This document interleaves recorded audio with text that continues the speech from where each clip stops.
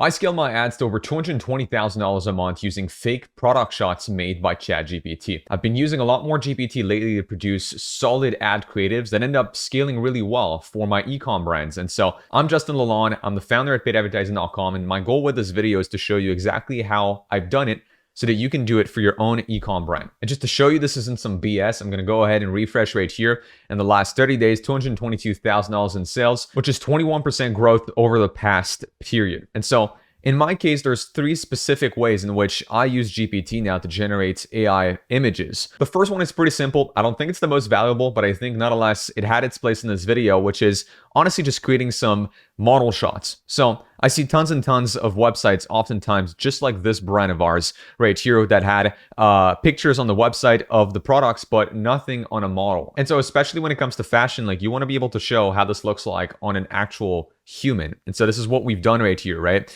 So my prompt was very simple. I just gave some images of different angles of our product on a white background. I was like, here are different images of my product. It's a dad hat. I want you to create an image of a 30-year-old white male, blue eyes, brown beard, wearing my hat. He's outside, smiling, looking into the distance, holding a canned drink in his hand. This is exactly what I got. And now adding that to the website, it creates social proof, right, is what this does. So it's not just some random hat on a white background. No, this hat is now being worn by people. I can now generate dozens of images just like that look like some actual people wearing and using my hat. So again, it creates not only social proof, but it creates an idea of how this will fit, which is one of the biggest questions that people ask themselves about a fashion product is, will this fit me and will this look good on me? Now, the second way in which I use GPT is actually where it gets a little more interesting. And so I use GPT in what I would call ad-focused CRO, which this is an example of that right here, okay? I've taken this exact same image, and now what I've told GPT is transform this image of this guy wearing my product hat into a new setting. The same guy wearing the same hat now wears a black ski jacket. He's sitting on a wooden picnic table on a wooden patio, and you see in the background a snowy ski mountain with people seeing down on the slopes. Now, why did I do that? Well, I'm going to show you a second example of what is ad-focused CRO. So here, different images of my dad hat, right? I want you to create an image of a 60-year-old white male, gray hair, gray beard, wearing my hat. He's sitting on his sofa, looking at the TV, wearing a turquoise Philadelphia Eagles American football jersey. You can see chips and snacks on the coffee table right next to him. And so now the question you might ask is what these two images have in common. These two images have in common the fact that they're targeting a very specific persona in a very specific setting. And so this is great for seasonality, but also to make sure that there's a congruence between what is advertised and what is on the website. I'll give you the best example, okay? And so this hat right here is obviously about Philadelphia, right? It's about the city in itself of Philly.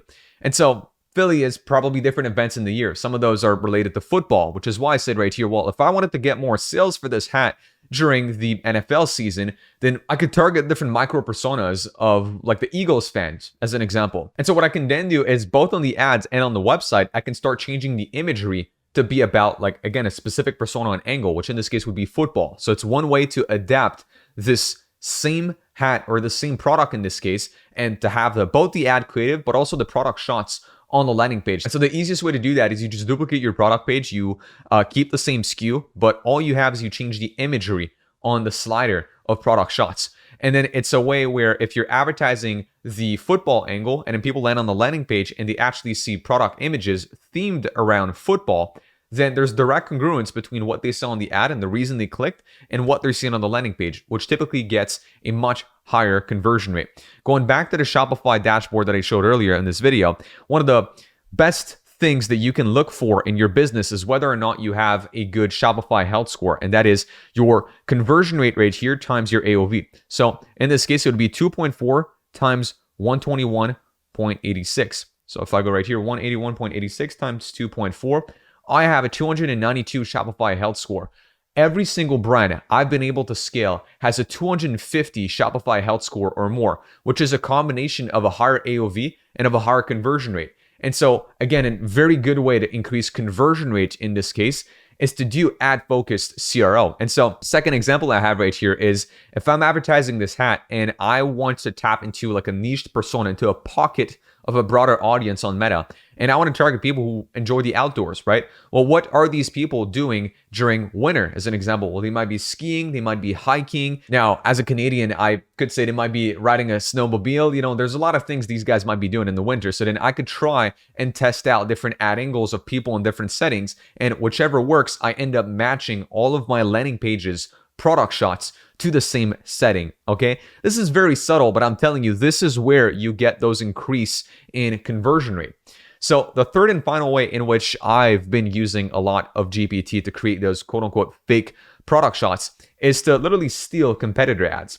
So as an example here, I use personally Atria as an ad library. So I go on Atria, I find some of my competitors' brands. So this is one as an example, Dad Gang right here, which does sell some dad hats. And what I can then do is scrape through any sort of ads they have running, pick a static ad that I like, and just replicate it. And so as an example, this one top left, well, it's pretty timely. We're talking about Father's Day coming up soon. So great. So all I can do now is copy this ad, go to GPT, and then I'm going to start sequentially, okay? Because there's a lot of elements on this ad that I will need to swap out.